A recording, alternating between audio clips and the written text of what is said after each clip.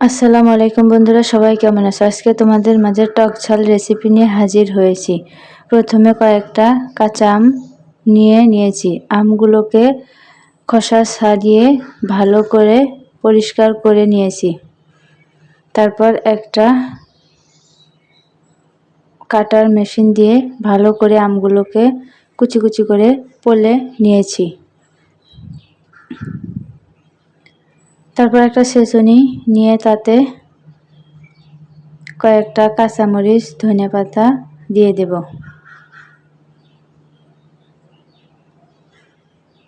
এবং তার সাথে কয়েকটা শুকনা মরিচ দিয়ে দেব। তারপর স্বাদ মতো লবণ দিয়ে সবগুলো উপকরণকে ভালো করে থেতো করে নেব।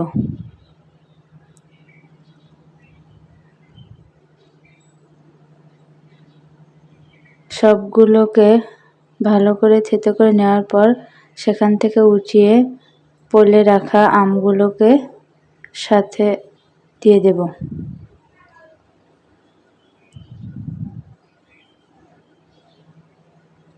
তারপর স্বাদ মতো কিছুটা চিনি দিব।